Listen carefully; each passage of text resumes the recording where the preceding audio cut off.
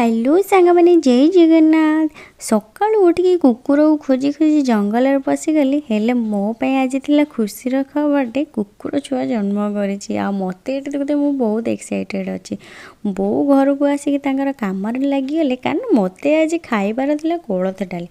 घरे आसीथिले ब्रह्मपुर कुणिया जहाको आपण माने पूर्वरु देखिथिबे आ सांगरे आनिथिले मो पाई पांपड़ आचार आ सुखुआ।